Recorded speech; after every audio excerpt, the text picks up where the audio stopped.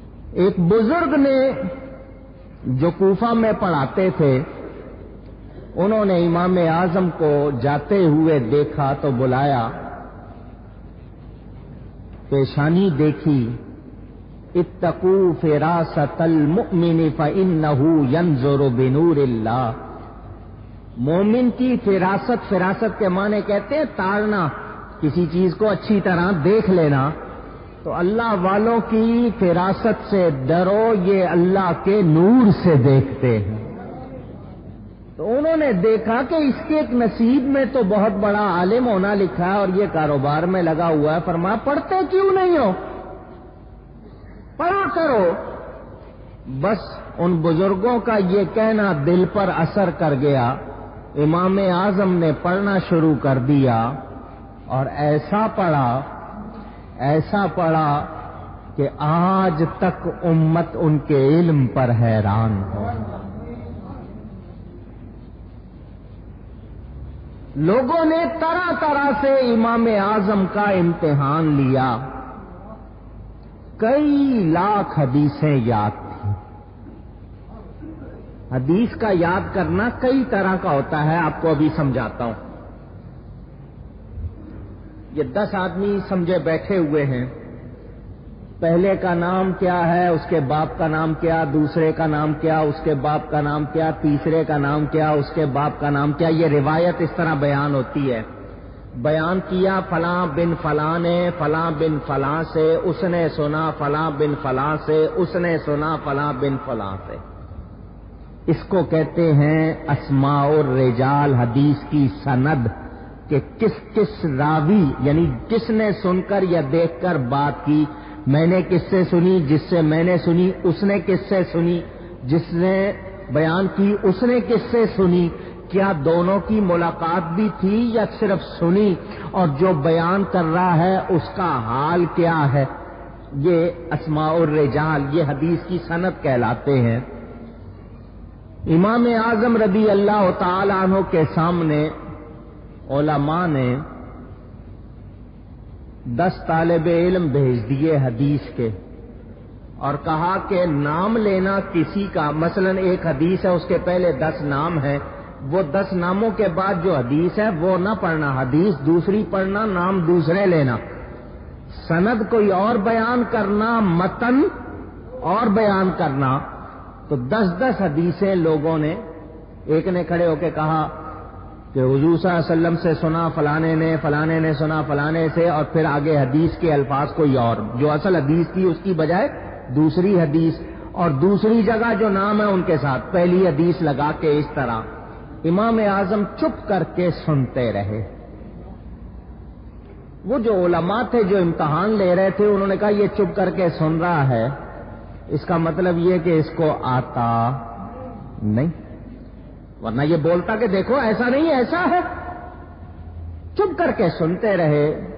ان میں سے کچھ علماء سمجھ گئے کہ اس کی خاموشی جو ہے یہ قیامت ہے، یہ چپ ہونا ہمارے لیے قیامت ہو سکتا ہے، ہم اس کو سمجھ رہے یہ جانتا کچھ نہیں، اگر یہ بول پڑا کہیں ایسا نہ ہو ہمیں چپ کرا دے۔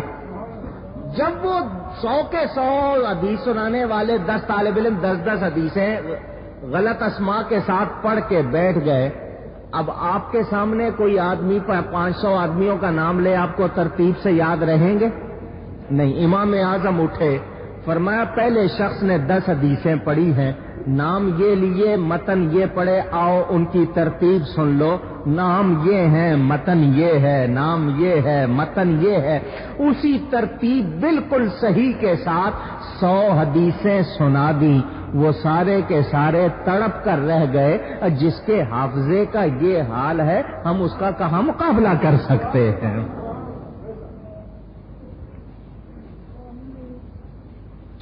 70,000 حدیثیں اس طرح اسماء کے ساتھ، اسناد کے ساتھ، صحیح روایات کے ساتھ حضرت امام اعظم نے محفلوں میں سنائی۔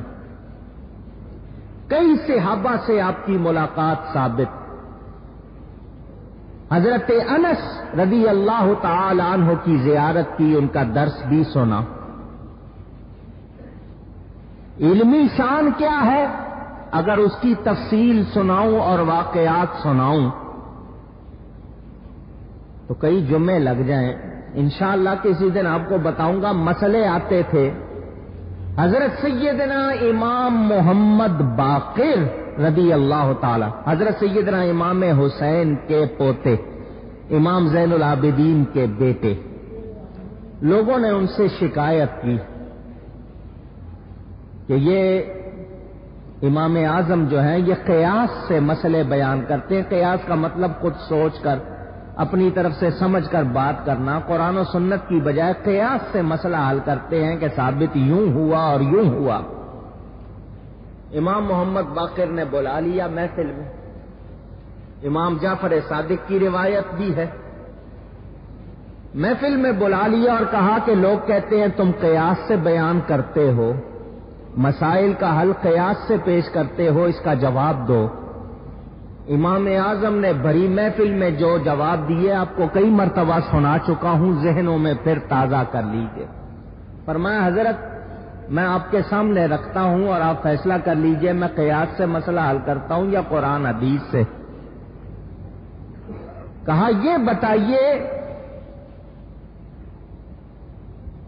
آپ اپنی سمجھ اور قیاس سے بتائیے نماز افضل ہے یا روزہ؟ محفل میں سب نے کہا نماز افضل. کوئی شبہ نہیں، نماز افضل ہے.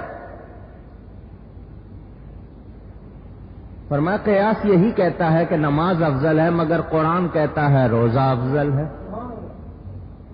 اب بتائیے میں فیصلہ کیسے کروں؟ قیاس کا فیصلہ کروں یا قرآن کا فیصلہ کروں؟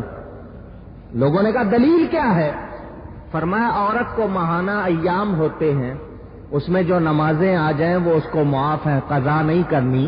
مگر رمضان میں ایام آ جائیں تو ان دنوں میں روزے نہ رکھے، اگلے سال کا رمضان آنے سے پہلے پہلے وہ روزے رکھنے ہیں، ان روزوں کی قضا کرنی ہے، نمازیں معاف. تو پتہ چلا کہ روزہ افضل ہے.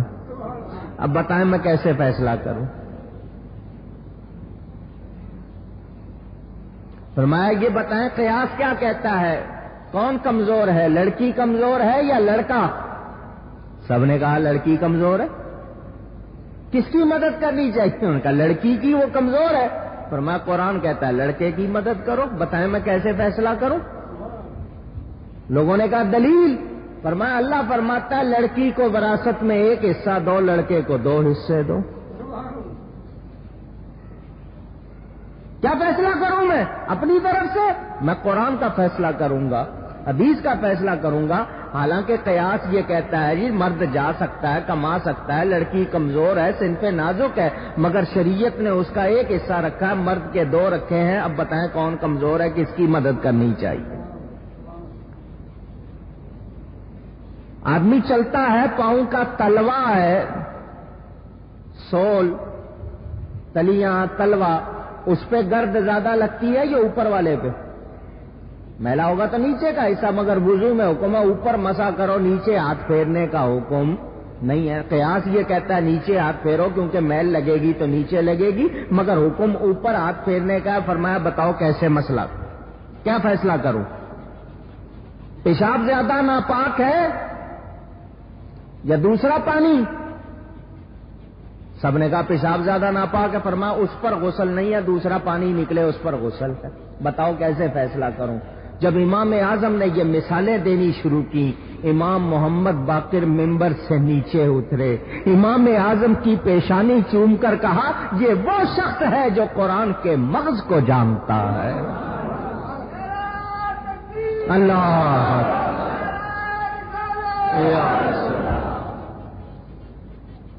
قرآن پڑھنا اور چیز ہے، قرآن کو سمجھنا اور چیز. ہر کوئی سمجھتا نہیں. یہ وہ شخص ہے جو قرآن کے مغز کو جانتا ہے.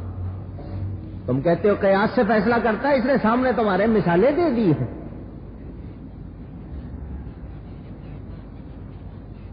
میرے دوستوں اور بزرگوں، مکہ مکرمہ گئے امام اعظم،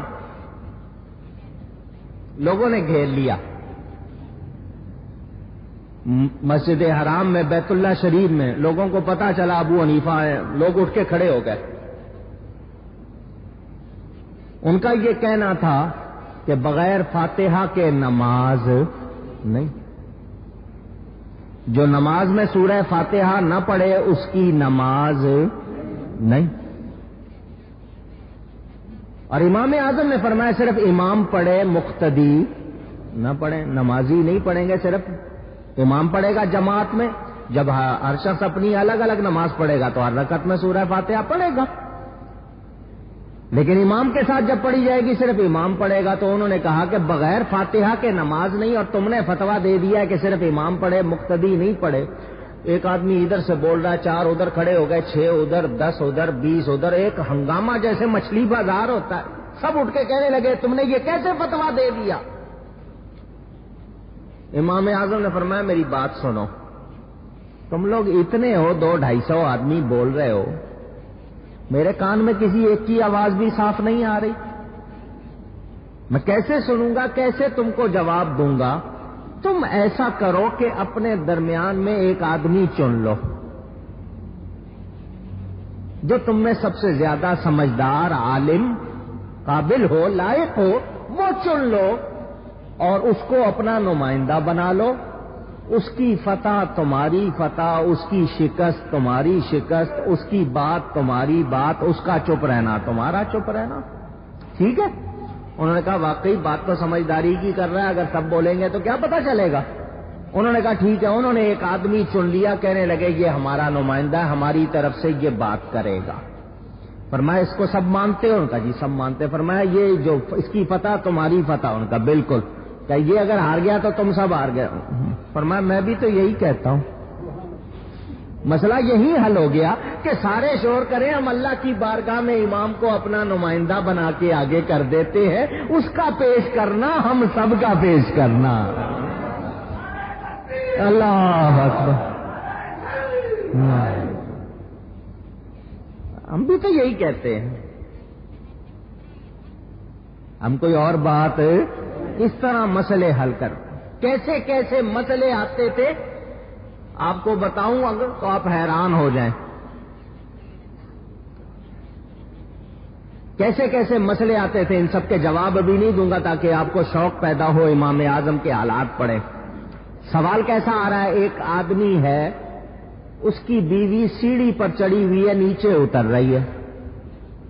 ابھی وہ نیچے اتری نہیں. اس نے کہا اگر تو سیڑھی سے نیچے اتری تجھے طلاق.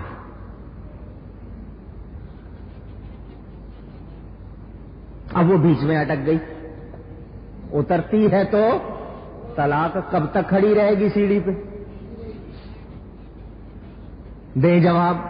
علماء کے پاس لوگ دوڑے ہوئے گئے، فرمایا اگر وہ اترتی ہے تو طلاق ہو جائے گی، کیونکہ شوہر نے کہہ دیا ہے کہ اگر وہ سیڑھی سے نیچے اتری تو طلاق، تو اگر وہ اترے گی تو طلاق ہو جائے گی. امام اعظم کے پاس گئے. امام اعظم نے فرمایا اسے کہو نیچے نہ اترے، 4 آدمیوں کو کہو سیڑھی اتار کے نیچے رکھ دیں، طلاق سے بچ جائے گی.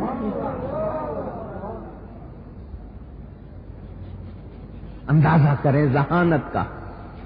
لوگوں نے سوال کیا، ایک جگہ چند آدمی کھڑے ہیں، اوپر سے سانپ گرا، ایک مجھ پر گرا، میں نے دوسرے پہ پھینک دیا، دوسرے پہ گیا، اس نے تیسرے پہ پھینک دیا.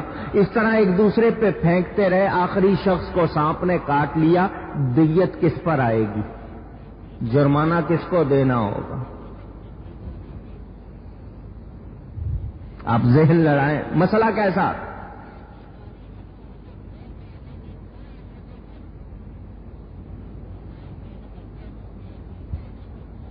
لوگ طرح طرح کے مسئلے لاتے تھے. خلیفہ کی بیوی کا مشہور واقعہ ہے، ہارون رشید. اس کے بارے میں بتایا جاتا ہے، اس نے کہا کہ جی میری سلطنت سے غروب آفتاب سے پہلے پہلے نکل جاؤ ورنہ تمہیں طلاق. لوگوں نے کہا نکلنا پڑے گا ورنہ طلاق ہو جائے گی. نکلنے کی کیا ضرورت ہے؟ گھوڑے پہ جائیں، اونٹ پہ جائیں، سلطنت اتنی بڑی ہے، اگر سورج غروب ہونے سے پہلے باہر نہ نکلے تو طلاق پڑ گئی. اس مولوی کے پاس بھیج، اس عالم کے پاس بھیج، اس مفتی کے پاس بھیج. سب نے یہی کہا نکلنا پڑے گا، امام اعظم کے پاس بھیجا، فرمایا اسے کہو مسجد میں آئے میرے پاس، میں مسئلہ اس نے پوچھنا نا، اسے کہو ادھر آئے۔ وہ ضرورت مند تھی، آئی۔ حضرت صاحب درس میں لگے ہوتے، فرمایا اس کو کہو مسجد میں داخل ہو کے کنارے پہ بیٹھ جائے، میں فارغ ہو کے جواب دوں گا۔ اس کی جان پر بنی ہوئی، ایک ایک منٹ قیمتی کہ میں اتنی دیر میں سفر کروں تو 2 میل آگے نکل جاؤں، یہاں بیٹھی ہوئی ہوں۔ ظہر ہو گئی، حضرت صاحب نے زور پڑی، زور کے بعد کھانا وغیرہ کھانے لگ گئے، اس کی جان پہ بنی ہے۔ فرمایا اسے کو بیٹھی رہے، تسلی رکھے، کچھ نہیں ہوتا۔ لیکن آپ کو پتا ہے جس کی جان پر بنی ہو اس کا کیا حال ہوتا ہے۔ حضرت صاحب تھوڑی دیر آرام فرمانے لگ گئے، وہ اور پریشان کہ میری جان پہ بنی ہوئی ہے، میری طلاق کا مسئلہ، زندگی موت کا مسئلہ۔ یہ شخص اپنے آرام کو لگا، اثر پڑی، حضرت صاحب اثر کے بعد وظائف پڑھتے رہے، سورج غروب ہو گیا۔ اس نے کہا اب تو میں گئی، کاش کہ میں ویسے چلی جاتی تو کچھ تو سفر کرتی، کسی طرف نکل جاتی۔ جب سورج غروب ہوا، اذان ہوئی، حضرت صاحب نے فرمایا اسے کہو اپنے محل میں واپس چلی جائے، اس کو طلاق نہیں ہوئی، مسجد بادشاہ کی سلطنت میں داخل نہیں ہے۔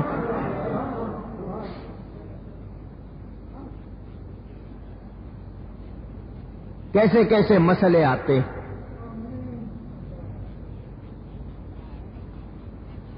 حضرت سیدنا امام اعظم رضی اللہ تعالی عنہ عالم کتنے بڑے تھے، عابد کتنے بڑے تھے، متقی کتنے بڑے تھے۔ امام شافعی جو ان کے شاگردوں کے شاگرد، وہ فرماتے ہیں فی الفقہ، فقہ میں سب کے سب ابو حنیفہ کی عیال ہے، سب ان کی اولاد کی طرح ہے، کوئی بھی ان کا ہم پلہ نہیں۔ لکھا ہے عراق میں عورتیں جتنا ابو حنیفہ کی وفات پر روئی ہیں کسی اور پر روئی نہیں۔ اتنا بڑا امام، اتنے بڑے مسئلے حل کرنے والا۔ اور سنیں تقویٰ کیا تھا، عبادت کیا تھی، ذرا وہ بھی سنیں۔ 46 برس 46 ایئرز، 40 اور 6 46 برس عشاء کے وضو سے فجر کی نماز پڑھی ہے۔ کہنا آسان ہے، کر کے دکھانا مشکل۔ ایک شخص آیا، کہنے لگا جی میری ریوڑ میں سے بکری چوری ہو گئی، شہر کی بکریوں میں مل گئی ہے، پہچانی نہیں جاتی، بکری چوری ہو گئی ہے، کیا کروں، کیا مسئلہ ہے؟ اس کو تو مسئلے کا جواب دیا، اس سے پوچھا یہ بتاؤ بکری کی زیادہ سے زیادہ عمر کتنی ہوتی؟ اس نے کہا جی 7 برس۔ اپنے گھر والوں کو کہہ دیا 7 برس تک بکری کا گوشت گھر میں نہیں پکنا چاہیے، پتہ نہیں وہ چوری والی بکری کا گوشت نہ آ جائے ہم وہ کھانا نہیں۔ یہ تقوی کا عالم۔ کسی کے جنازے میں گئے، دھوپ تھی، وہاں ایک دیوار کے سائے میں لوگ کھڑے ہو گئے، سب نے امام اعظم سے فرمایا یہاں سائے میں آ جائیں، آپ دھوپ میں کھڑے رہے۔ لوگوں نے بہت کہا کہ دھوپ میں کھڑے ہیں، یہاں سائے میں آ جائیں۔ فرمایا یہ جس کی دیوار کا سایہ ہے یہ مکان والا میرا مقروض ہے، اس نے میرا قرضہ دینا ہے، تو اگر میں اس کی دیوار کے سائے میں کھڑا ہوں گا یہ سود ہو جائے گا، اور میں سود کو جائز مانتا۔ اندازہ کریں یہ تقویٰ کا عالم۔ اتنی مشہور بات آپ کو کئی مرتبہ سنائی۔ کپڑے کا کام کرتے تھے، خود بھی دکان پر تھوڑی دیر تشریف رکھتے تھے، آدمی رکھا ہوا تھا۔ ایک تھان، جس طرح آپ کے ہاں بھی بازار میں یہ کپڑے کا کام کرنے والے جانتے ہیں ڈیفیکٹڈ ہوتے ہیں، 2 پارٹ ہو جاتا ہے، 2 پیس میں ہوتا ہے، یا ویسے کوئی اس میں ٹک لگا ہو، کوئی نقص ہوتا ہے۔ ملازم سے کہا کہ میں ذرا کام سے جا رہا ہوں، اگر کوئی گاہک آئے تو یہ تھان میں نے الگ سامنے رکھ دیا ہے، یہ جب بھی دینا تو بتا دینا اس میں یہ نقص ہے، اور اس کی قیمت کم لینا، دوسرے کپڑے کے مقابلے میں اس کے برابر نہ لینا۔ تاکید کر دی، چلے گئے۔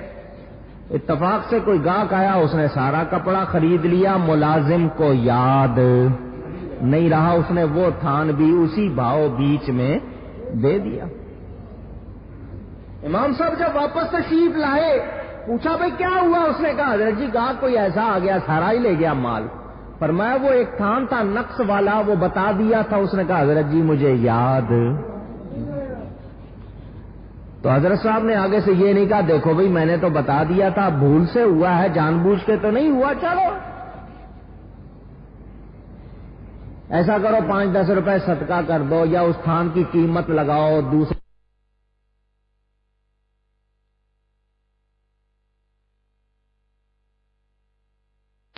سے آدھی قیمت لگا کے صدقہ کر دو۔ نہیں، فرمایا تو نے بتایا نہیں اور وہ تھان اسی بھاؤ بیچ دیا،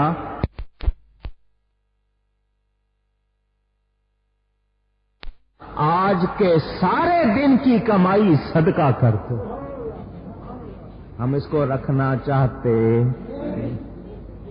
یہ تقوی کا عالم۔ بادشاہ وقت نے بلایا اور کہا میں آپ کو چیف جسٹس قاضی القضات سب سے بڑا جج مقرر کرتا ہوں۔ فرمایا مجھے یہ عہدہ نہیں چاہیے۔ اس نے کہا تمہیں لینا پڑے گا۔ آپ نے فرمایا میں نہیں لیتا۔ کیوں؟ امام اعظم نے فرمایا میں اس لائق نہیں۔ اس نے کہا تم لائق ہو، غلط بول رہے ہو، جھوٹ بول رہے ہو، تم لائق ہو۔ تو امام اعظم نے فرمایا جو جھوٹ بولتا ہو اس کو تو عہدہ ہی نہیں دینا چاہیے، اور تو خود کہہ رہا ہے کہ میں جھوٹ بول رہا ہوں، تو جب میں جھوٹ بول رہا ہوں تو پھر عہدہ نہیں ملنا چاہیے مجھے۔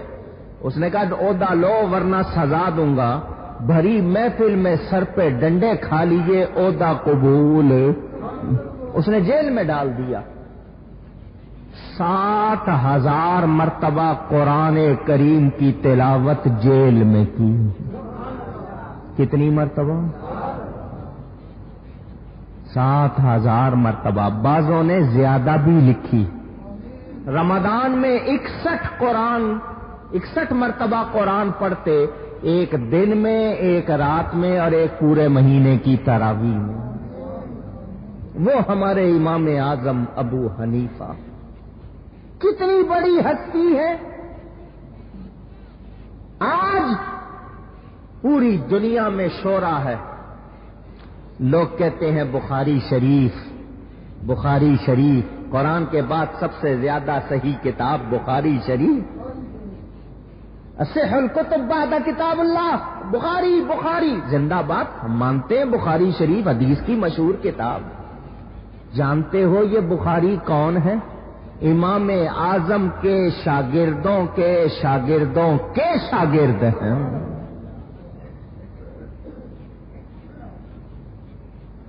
امام بخاری کو مانتے ہو، ان کے استاد کو نہیں مانتے؟ سوچنے کی بات ہے۔ پاکستان کے روحانی بادشاہ،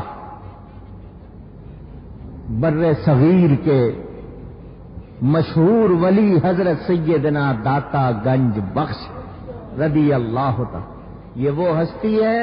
میرے پیر صاحب فرماتے تھے کہ غوث پاک نے فرمایا اگر داتا صاحب میرے زمانے میں ہوتے میں داتا صاحب کا مرید بنتا۔ غوث پاک سے پہلے ہوئے نا داتا صاحب،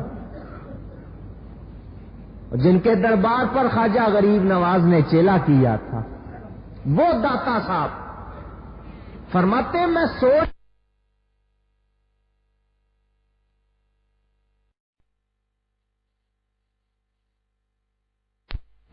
بیت اللہ شریف کا دروازہ ہے باب بنی شیبہ، اس سے داخل ہوئے، حضور صلی اللہ علیہ وسلم حرم میں بیٹھے ہیں اور آپ کی گود میں ایک بوڑھا ہے جس سے آپ بچوں کی طرح پیار کر رہے ہیں۔ میں دیکھ کے بڑا حیران کہ یہ کون خوش نصیب ہے، حضور صلی اللہ علیہ وسلم سے لگا ہوا ہے، حضور اس کو پیار کر رہے ہیں۔ تو دلوں کی دھڑکنیں سننے والے آقا نبی پاک صلی اللہ علیہ وسلم نے فرمایا اے علی حجویری، داتا صاحب کا نام علی حجویری، اے علی حجویری یہ تیرا اور مسلمانوں کا امام ابو حنیفہ ہے۔ یہ اشارہ تھا، تو سوچ رہا ہے کہ کس کے پیچھے لگوں، تو اس کے پیچھے لگ جا۔ داتا صاحب فرماتے ہیں میں امام اعظم کا مقلد بن گیا۔ میرے دوستوں اور بزرگوں سنیں، اس پر لوگوں نے شرح کی ہے۔ کیا مطلب؟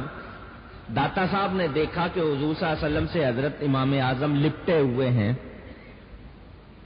اس کی شرح یہ کی ہے لوگوں نے کہ کہتے ہیں کہ اگر کوئی انگلی پکڑ کے چلے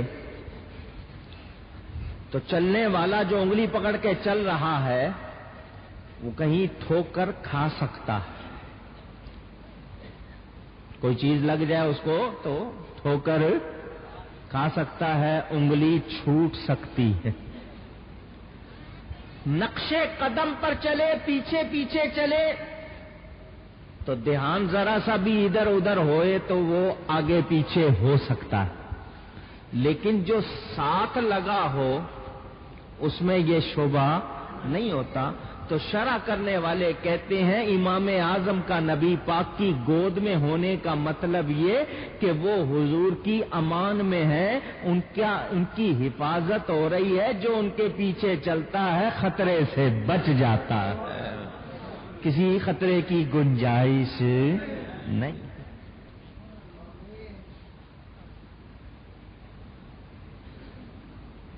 قیامت کا دن ہوگا، قرآن ہے یوم ندعو کل اناس بامامہم، قیامت کے دن لوگوں کو اماموں کے نام سے پکارا جائے گا۔ کچھ لوگوں نے غلط ترجمہ کر لیا، ماؤں کے نام سے پکارا جائے گا، ایسی کوئی بات نہیں، اماموں پیشواؤں کے نام سے پکارا جائے گا۔ او حنفی کدھر ہو، آ جاؤ، تو امام اعظم آگے کھڑے ہوں گے، داتا صاحب پیچھے کھڑے ہوں گے، خواجہ غریب نواز پیچھے ہوں گے، بابا فرید پیچھے ہوں گے، امام اعظم آگے ہوں گے۔ کتنی شان ہوگی! اور یہ حدیث کے مطابق کہ جو کسی کو نیکی سکھائے، جو کسی کو ذرا اونچی نیکی سکھائے، سکھانے والے کو دوگنا ثواب، سیکھنے والے کو 1 گنا، تو سکھانے والے کو پھر سیکھنے والا جب عمل کرے گا جتنا ثواب اس کو اتنا ہی سکھانے والے کو، آگے وہ کسی اور کو سکھائے، پھر آگے پھر آگے پھر آگے سلسلہ، سکھانے والے کو ثواب ہوتا رہے گا۔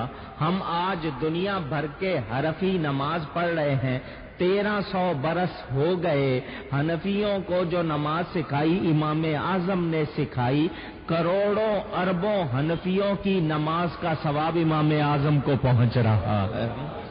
ان کے ثواب کا اندازہ کرو، اور ذرا یہاں پر تھوڑا سا اپنے دلوں کو حاضر کر کے سوچے، اور جب امام اعظم کا اتنا ثواب ہے، رسول اعظم کا کتنا ہوگا؟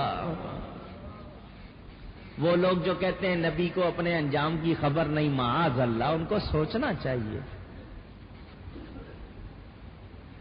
میرے دوستوں اور بزرگوں، حضرت سیدنا اعظم رضی اللہ تعالی عنہ 4000 سے زیادہ استادوں سے علم حاصل کیا۔ کتنے؟ 4000 سے زیادہ۔ کتنی بڑی بڑی ہستیاں ان میں شامل ہیں، کیا مقام، کیا مرتبہ، عاجزی۔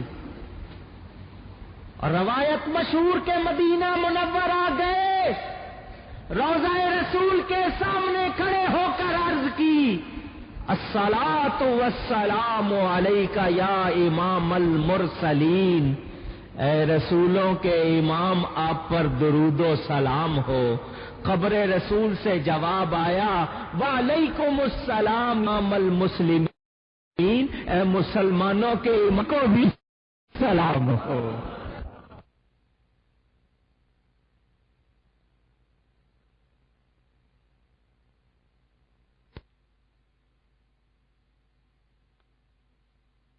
آیا ہے، یہ ادب ہے، یہ مقام ہے۔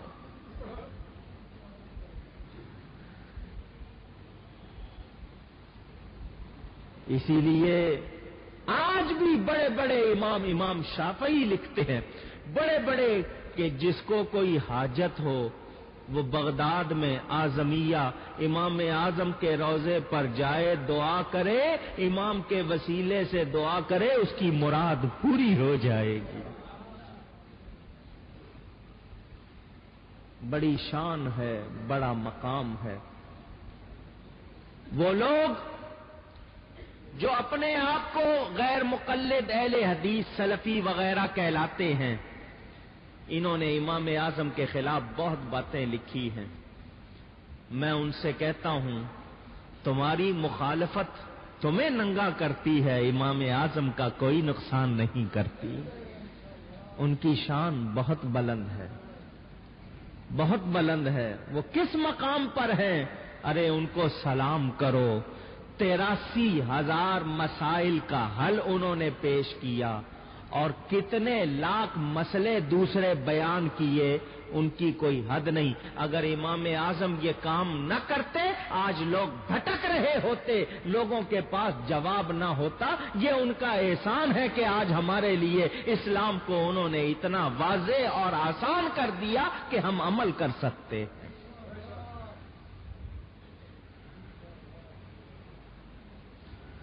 اگر وہ یہ حل پیش نہ کرتے تو پھر آج ہمارے پاس سہولت نہ ہوتی۔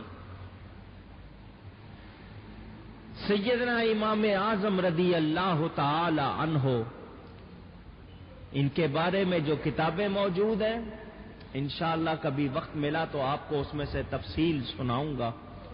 ان کے فضائل اور مناقب علماء نے کتنے بیان کیے ہیں، میں پڑھ کے حیران ہو جاتا ہوں۔ آج لوگ اپنی نظر سے ان کو دیکھتے ہیں۔ میں کہنا چاہوں گا یہ علماء ان کی خوشہ چینی کر کے علماء بنتے ہیں، ان کو اپنے علم پہ ناز نہیں کرنا چاہیے، انہیں دیکھنا چاہیے ارے جس کی کتابیں اور جس کی تحریریں پڑھ کے عالم بنے ہو اس کی شان کا اندازہ تو کرو پہلے۔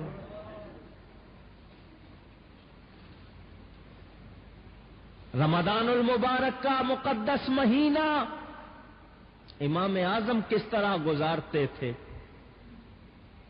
آج ہمارے ہاں ایک تھوڑا سا معمولی سا انقلاب آتا ہے، نماز لوگ پڑھنے لگ جاتے ہیں، روزہ رکھ لیتے، باقی کوئی گناہ چھوڑتے نہیں، جھوٹ بول رہے ہیں، غیبت کر رہے ہیں، ناپ تول میں کمی کر رہے ہیں، بازار میں چور بازاری ہو رہی ہے، ذخیرہ اندوزی ہو رہی ہے، گالی گلوچ ہو رہی ہے، ایک دوسرے کا حق مارا جا رہا ہے، صرف اپنے منہ کو کھانے پینے سے روک لیا۔ نبی پاک صلی اللہ علیہ وسلم شعبان میں خطبہ ارشاد فرماتے لوگوں مہینہ آنے والا ہے، اس کے لیے تیاری کرو۔ کیا تیاری کرو؟ 11 مہینے دنیا کا کاروبار کرتے ہو، اپنے جسم کو پالتے ہو، اس 1 مہینے میں اپنی روح کی پوری تربیت اور پرورش کے لیے تیار ہو جاؤ کہ تمام زنگ میل وغیرہ جو جمع ہو چکا ہے اس کو ختم کر کے اپنے آپ کو اجلا کرو۔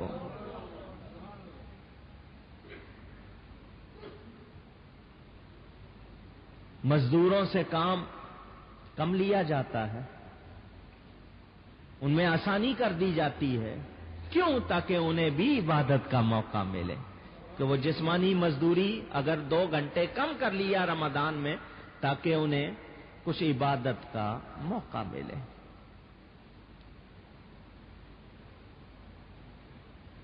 اگر آپ کتابوں میں پڑھیں کہ پہلے لوگ کس طرح رمضان گزارتے تھے تو میں صرف آپ کو ایک حدیث سنا دوں، اگر سمجھ آ جائے تو بڑی چیز ہے۔ حضور صلی اللہ علیہ وسلم نے فرمایا میری امت کو پتہ چل جائے رمضان کیا ہے تو میری امت تمنا کرے کہ سارا سال رمضان ہو۔ بات نہیں بھی کہی اور کہہ بھی دی کہ میری امت کو پتا چل جائے کہ رمضان کیا ہے، تو امت تمنا کرے کہ سارا سال رمضان رہے، یعنی نہ کہتے ہوئے بھی بات کہہ دی کہ اس کو تم اپنے اندازے سے سمجھ سکتے نہیں۔ یہ کتنی بڑی نعمت، نفلوں کا ثواب فرضوں کے برابر اور فرضوں کا 70 گنا زیادہ۔ نفلوں کا ثواب فرضوں کے برابر اور فرضوں کا 70 گنا زیادہ۔ کتنا ثواب؟ کھلانے پر، پلانے پر، قرآن پڑھنے پر، نفل پڑھنے پر، نیکی کرنے پر۔ تو یہ ایک مہینہ جو آ رہا ہے، اس ایک مہینے میں اپنے آپ کو دنیا کے کاموں سے الگ کر کے اللہ کی طرف لگا دو، تاکہ باقی 11 مہینے کے لیے آپ اپنا قوت جمع کر لیں، کیونکہ شیطان قید ہو جائے گا۔ نفس کو قابو کرنا ہے تو اتنا قابو آ جائے کہ 11 مہینے سر نہ اٹھائے، اور اگر کہیں تھوڑا بہت اٹھایا تو رمضان پھر آ جائے گا۔ تو یہ تیاری کا مہینہ ہے، اپنے آپ کو تیار کرنا ہے تقویٰ کے لیے، تزکیہ، صفائی ستھرائی کے لیے۔ وہ مہینہ آ رہا ہے، اللہ کا مہمان، اور کوئی پیارا مہمان آئے تو تیاری کی جاتی ہے یا نہیں؟ تو یہ اللہ کا مہمان آ رہا ہے، اس کے لیے تیاری کرو۔ اس کا یہ مطلب نہیں کہ گھر میں آپ پردے بدل دیں، یا آپ صوفہ سیٹ بدل دیں، یا آپ نئے قالین بچھا دیں، نہیں، اپنے آپ کو تیار کریں، اپنی زبان کو، نگاہ کو، سماعت کو، بصارت کو، اعضاء کو، روح کو، جسم کو، خیال کو، فکر کو، ہر ایک کو آپ نے اللہ کی طرف لگانا ہے تاکہ آپ کو تقویٰ حاصل ہو۔ تقویٰ کے حاصل کرنے کے لیے، تزکیہ کے حاصل کرنے کے لیے سب نے محنت کرنی ہے۔ اور کس طرح محنت کرنی ہے؟ کہ پہلے جتنے گناہ ہو گئے ان پر شرمندہ ہونا ہے، آئندہ کے لیے نیکی کا پکا ارادہ کرنا ہے، کسی کا حق مارا ہے اس سے معافی مانگیں، جو لیا ہے لوٹانے کی کوشش کریں، نہیں لوٹا سکتے اس کو بتائیں، معافی مانگیں۔ حقوق العباد بھی پورے کرنے ہیں، حقوق اللہ بھی پورے کرنے ہیں۔ رمضان کا ایک روزہ، کتنا؟ ایک روزہ آپ کے منہ کو جہنم کی آگ سے 70 برس دور کر دیتا ہے۔ اور وہ لوگ جو کسی وجہ سے روزہ قضا کرتے ہیں، بیمار ہو گئے، سفر میں جا رہے ہیں، قضا کر لیتے ہیں، کیونکہ رخصت ہے، اگر سفر میں ہے تو نہ رکھیں، بیمار ہے تو نہ رکھیں، لیکن قرآن کہتا ہے وَأَن تَصُومُوا خَيْرٌ لَكُمْ، اور اگر تم رکھ لو تو تمہارے لیے بہتر ہے، تو آپ بعد میں قضا کر لیں گے، روزے کی گنتی پوری ہو جائے گی، مگر رمضان کے روزے کا بدل نہیں ہوگا۔ یعنی میں سمجھانے کے لیے کہوں، 100 برس کا نفلی روزہ ایک طرف، رمضان کا فرض روزہ، اس کی آپ 1000 مرتبہ قضا کریں وہ ثواب مل سکتا، قضا ہو جائے گی مگر وہ ثواب ہو سکتا نہیں۔ تو اس مہینے کے روزے کا احترام، جو چند ضروری باتیں کرنی ہے رمضان سے پہلے آپ کو بتانی ہے، وہ سن لیں۔ ٹوتھ پیسٹ کا استعمال ہمارے ہاں عام ہے، شریعت میں مسواک بتائی گئی، اصل مسئلہ ہے طہارت، صفائی، منہ صاف رکھا جائے، کھانے پینے کی یا دوسری چیزوں کا جو اثر آتا ہے منہ میں، بدبو ہو جاتی ہے، صحت کو نقصان ہوتا ہے، اس لیے منہ صاف کرنا۔ مسواک کرنے پر سنت کا ثواب بھی ہوتا ہے، صفائی بھی ہوتی ہے۔ آپ ٹوتھ پیسٹ کر لیں گے، صفائی کا ثواب مل جائے گا، سنت کا ثواب نہیں ملے گا۔ لیکن رمضان میں ٹوتھ پیسٹ کا استعمال جائز نہیں، جائز، ذرا اونچی، اگر آپ خالی برش کریں گے بغیر ٹوتھ پیسٹ کے خون نکلنے کا اندیشہ، کیونکہ وہ جو بال ہوتے ہیں برش کے وہ زیادہ تر نائلون کے یا دوسری کسی چیز کے ہوتے ہیں، ان سے خون نکلنے کا اندیشہ، تو رمضان میں سنت کا ثواب بھی لو، روزے کی حالت میں جب بھی دانت صاف کریں مسواک سے کریں۔ روزے کے علاوہ آپ افطار کے بعد رات میں سحری کے وقت جب کر رہے ہیں اس وقت ٹوتھ پیسٹ استعمال کر لیں، لیکن روزے کی حالت میں جب بھی آپ دانت صاف کریں صرف مسواک سے صاف کریں، کسی اور چیز سے۔ ایک مسئلہ، اہم ترین مسئلہ جو میں چاہتا ہوں کہ بہت زیادہ اس کی شہرت کروں لیکن لوگ توجہ نہیں دیتے، یہ میرا مسئلہ نہیں ہے، کوئی میری ذات سے نکلا ہوا نہیں ہے۔ کیلنڈر چھپ جاتے ہیں سحری کا انتہائے سحر، منتہائے سحر، سحر کا آخری وقت، مثلا اس پہ لکھا ہو 5:50، فرض کر لیں 5:50 لکھا ہے سحری کا آخری وقت، اذان کتنے بجے شروع ہوگی؟ 5:50 پہ شروع ہوگی نا؟ پوچھ رہا ہوں آپ سے، ویسے تو 10 منٹ بعد ہونی چاہیے، لیکن رمضان میں وہ پہلے دے دیتے ہیں اذان تاکہ لوگوں کو پتا چل جائے سحری کا وقت ختم۔ وہ اذان جو سحری کا وقت ختم ہونے پر شروع ہوتی ہے، اس اذان کے دوران پانی پیئیں گے روزہ ٹوٹ جائے گا۔ سن رہے ہیں؟ سمجھ رہے ہیں؟ مذاق نہیں کر رہا ہوں۔ اور اکثر لوگ اذان کے آخر وقت تک چائے کا گھونٹ، سگریٹ کے کش لگاتے رہتے ہیں، اس اذان میں کھانے پینے سے روزہ رہتا نہیں۔ کیوں کہ اس نے وہ اذان جو ہے سحری کا وقت ختم ہونے کے بعد شروع ہوئی ہے، لہذا اس وقت کے ختم ہونے پر کھایا پیا جا سکتا۔ یہ یاد کر لیں، اور اس میں اکثریت مبتلا ہے۔ اگر روزہ رکھنا ہی ہے تو اپنے روزے کو ضائع کیوں کرتے ہو؟ آپ 10 منٹ پہلے ذرا اپنا کر لو، جو سگریٹ پینی ہے پی لو، پان کھانا ہے کھا لو، جو آپ نے چائے پینی ہے پی لو، پانی کے گھونٹ لگا لو جتنے لگانے ہیں، پہلے کر لو اس وقت، بلکہ 5 منٹ پہلے کھانا پینا روک دو۔ احتیاط کا تقاضا یہ ہے۔ سمجھ آئی بات؟ سب نے اس کی کوشش کرنی۔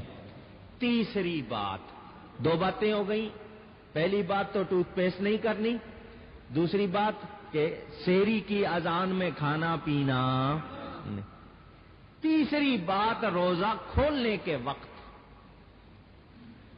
اب مسئلہ یہ ہے جو ٹائم چھپے ہوئے ہیں اگر واقعی یہ غروب آفتاب کے بالکل صحیح ہیں تو پھر روزہ کھولنے میں دیر نہیں کرنی چاہیے۔ حضور صلی اللہ علیہ وسلم نے فرمایا جب تک میری امت روزہ کھولنے میں جلدی کرے گی کامیاب رہے گی، حدیث موجود ہے، بالکل درست ہے۔ لیکن ہم یہ یاد رکھیں کہ یہ ہے وقت ہونے پر۔ میرے پاس شکایت آئی کہ کچھ لوگوں نے سمندر کے کنارے پر دیکھا، کچھ لوگ اونچائی پر رہتے ہوئے دیکھا کہ اوپر کی منزل سے دیکھا کہ ادھر سائرن بج چکا ہے اور ادھر سورج کی کرنیں صاف نظر آ رہی ہیں، جبکہ ٹائم بھی وہی ہے۔ تو اگر ٹائم کی تسلی ہے کہ واقعی سورج غروب ہونے کا صحیح ٹائم ہے تو پھر دیر نہ کی جائے، ورنہ احتیاطاً 1-1.5 منٹ رک جانے میں حرج نہیں، تسلی کے لیے، لیکن خام خواہ دیر نہیں کی جائے گی روزہ کھولتے ہوئے۔ اور روزہ کھولنے کے وقت جو دعا کی جائے وہ مقبول ہوتی ہے۔ کوشش کریں کہ آپ 5 منٹ پہلے سے دعا شروع کر دیں، کیونکہ وہ دعا کی قبولیت کا وقت ہے۔ اور للصائم فرحتان، کہ روزہ دار کے لیے 2 خوشیاں ہیں، عند الافطار و عند لقاء الرحمن، ایک افطاری کے وقت اور دوسری خوشی اس وقت ہوگی جب روزے دار کو رب سے ملاقات ہوگی، کیونکہ روزہ وہ واحد نیکی ہے جس کے لیے حدیث میں آیا کہ الصوم لی وانا اجزی بہ، روزہ میرے لیے ہے اور اس کی جزا بھی میرے ذمہ میں میں نے دینی ہے، اور ایک روایت میں او اجزا بھی کہ اس کی جزا میں خود ہوں، کیونکہ ہر نیکی کا کوئی نہ کوئی بتایا، اس کا 10 گنا، اس کا 1400، اس کا اتنا، روزے کی کوئی حد نہیں بتائی۔ کیوں؟ اللہ فرماتا ہے بندے نے میرے لیے رکھا، میرے اور اس کے درمیان راز ہے، تو اس کی جزا بھی میں دوں گا جتنی چاہوں دوں، بلکہ فرمایا اس کی جزا میں خود ہوں، یعنی روزے دار کو روزے کے بدلے رب مل جاتا ہے۔ تو ایسے روزے کی قدر کرنی ہے، اس کو اپنی کسی غلطی سے ضائع نہیں کرنا، ہم سب نے اس کا احترام کرنا ہے، یہ ضروری بات۔ چوتھی بات تراویح، ذرا کہیے گا تراویح، یہ جمع ہے ترویحہ کی۔ اب اس کے اصل معنی کیا ہے ذرا توجہ سے سن لیں۔ جتنی مثلا 4 رکعتوں کے بعد آپ تسبیح تراویح پڑھتے ہیں نا، جتنا ٹائم 4 رکعتوں میں لگا ہے اتنا ٹائم 4 رکعتوں کے بعد بیٹھیں، آرام کریں، اس کو کہتے ہیں ترویحہ۔ اس کی جمع ترویحتین، اور جمع جو اس کے یعنی تثنیہ ترویحتین، جمع تراویح۔ تراویح کی رکعتیں ہیں 20، کتنی؟ سب کی آواز چاہیے۔ روزانہ کی فرض رکعتیں کتنی ہیں؟ ماشاءاللہ آواز صحیح ہے، کس نے کہا؟ 17۔ کتنی ہیں روزانہ کی فرض رکعتیں؟ 2 فجر کی، 4 ظہر کی، 4 عصر کی، 3 مغرب کی اور 4 عشاء کی۔ 2 اور 4 6 اور 4 10 اور 3 13 اور 4، یہ فرض رکعتیں ہیں روزانہ کی کتنی؟ اور 3 وتر واجب۔ 17 جمع 3 کتنے ہو گئے؟ اتنی ہی رکعتیں تراویح کی ہیں۔ جو روزانہ کی لازمی رکعتیں ہیں اتنی ہی رکعتیں تراویح کی ہیں۔ یہ غیر مقلد اپنے آپ کو سلفی اہل حدیث کہلانے والے 8 پڑھتے ہیں۔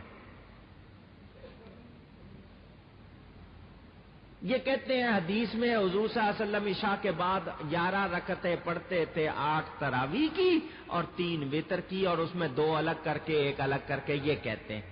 حالانکہ جو حدیث کا حوالہ دیتے ہیں اس میں یہ کہ حضور رمضان اور غیر رمضان یعنی پورا سال پڑھتے تھے، تو ان کو پورا سال پڑھنی چاہیے نا، اور پھر اس میں تراویح کا لفظ کہاں ہے؟ اور تراویح ہے جمع، ترویحتین ہوگا تثنیہ، ترویحہ 1، تو 2 پہ تثنیہ آیا، 3 پہ جمع ہوتی ہے، تو کم از کم 12 ہونی چاہیے، تو ان کو چاہیے 8 کی بجائے 12 پڑھیں۔ اگر یہ جمع کہتے ہیں تو ان کے پاس اصل میں کوئی ثبوت نہیں، اور ہم نے سمجھنے کے لیے کئی مرتبہ بات کی کہ کہیں پیشی ہو تو آپ کو کوئی بتائے کہ وہاں پر 20 روپے لیے جائیں گے، دوسرا کہے کہ 8 روپے لیے جائیں گے، تو 2 آدمیوں نے آپ کو کہا، ایک نے کہا 8 ایک نے کہا 20، تو کتنے لے کے جائیں گے آپ؟ کہ اگر اس نے 8 لیے تو 12 بچ جائیں گے، اور اگر اس نے 20 مانگ لیے، میرے پاس ہوئے 8 تو 12 کدھر سے لاؤں گا؟ تو احتیاط کا تقاضا بھی کیا ہے؟ 20 لے کے جاؤ۔ اگر ان کی بات کے حساب سے جواب دے رہا ہوں، حضرت عمر سے لے کر آج تک 20 پڑھی جاتی ہیں، انہوں نے 8 شروع کر دی، کل قیامت کے دن نکلی 20، یہ 12 کدھر سے لائیں گے؟ کدھر سے چوری کریں گے؟ بابا جی کہہ رہے ہیں چوری کریں گے، کدھر سے چوری کر لیں گے؟ یہ کدھر سے لائیں گے؟ تو ہر روزے کے ساتھ تراویح ہے، مرد پر بھی عورت پر بھی، عورتیں مستثنا نہیں پڑھتی ہیں، اپنا ثواب ضائع کرتی ہیں، خود نقصان اٹھاتی ہیں، پڑھنا چاہیے۔ عورتوں پر بھی تراویح ہے، مردوں پر بھی تراویح، اور ہر روزے کے ساتھ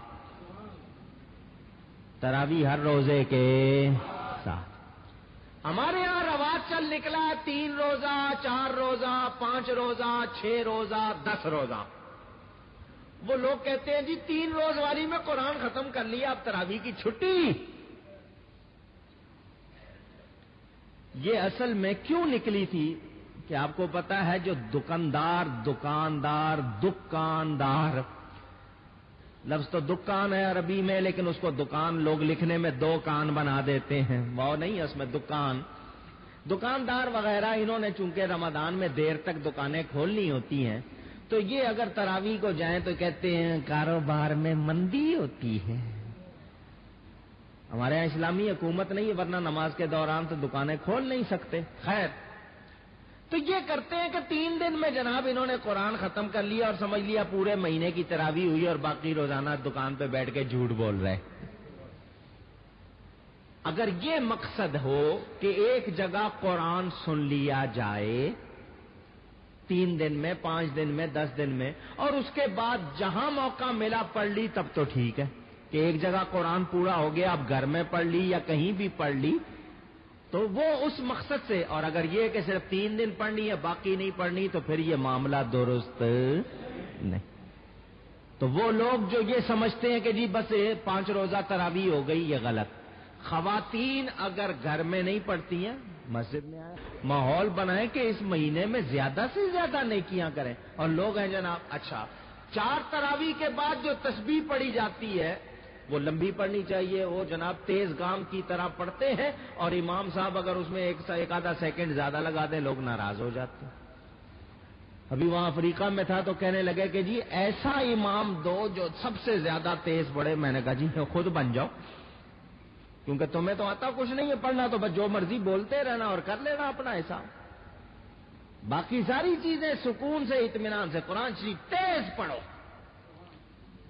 اگر صحیح مخارج کے ساتھ صحیح حروف ادا کر کے تیز پڑھتا ہے کوئی حرج نہیں، لیکن یہ ہے کہ صرف یا لمون تالمون سمجھ میں آ رہا باقی سمجھ نہیں آ رہا، تو اس کو قرآن پڑھنا کہتے نہیں ہے۔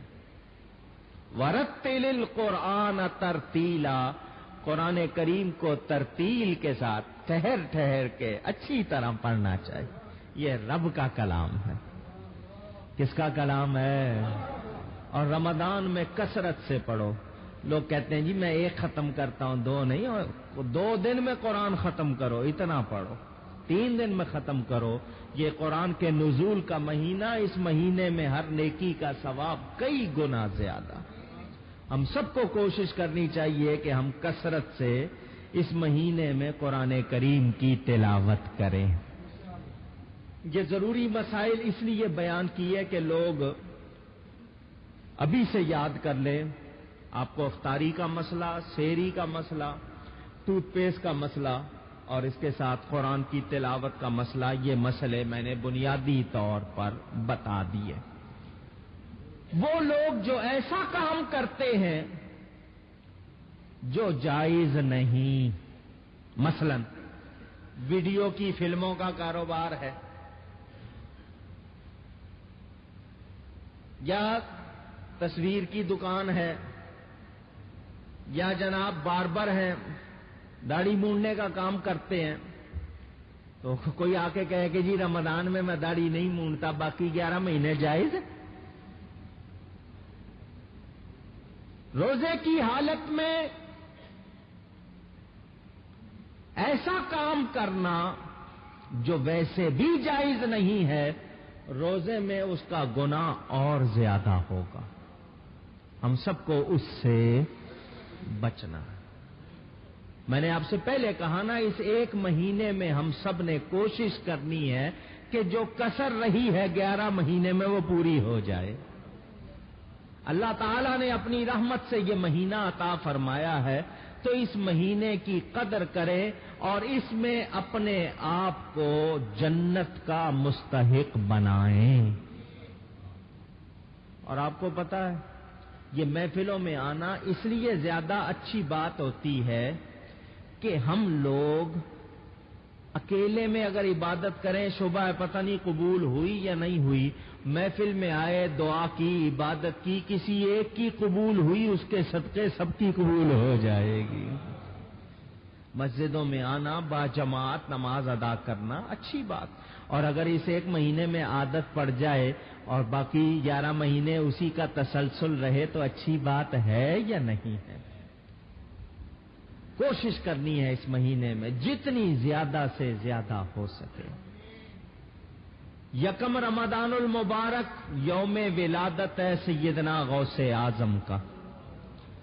2 رمضان المبارک یوم ولادت حضرت خطیب اعظم کا۔ 3 رمضان المبارک یوم وفات حضرت سیدہ فاطمہ زہرا، 10 رمضان المبارک یوم وفات حضرت سیدہ خدیجۃ الکبریٰ رضی اللہ تعالی، اور اس کے علاوہ یوم باب الاسلام یہ سندھ میں محمد بن قاسم آیا اس کا دن بھی مناتے ہیں، اور اسی رات کو 11ویں شب منائی جاتی ہے۔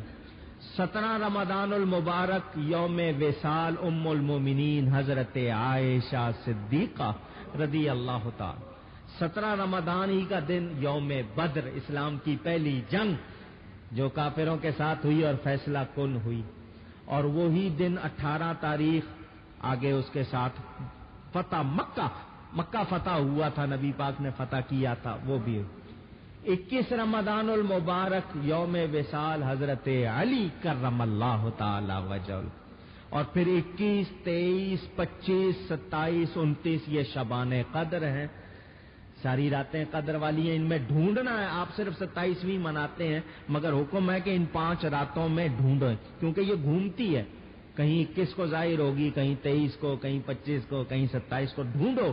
تو شریعت نے کتنی آسانی کی، ایک رات جاگو اس کے بعد اگلی رات آرام کا موقع دیا، مسلسل نہیں رکھی، ایک رات جاگنے کے بعد دوسری رات آرام دیا، تو ان 5 راتوں میں جاگنا چاہیے۔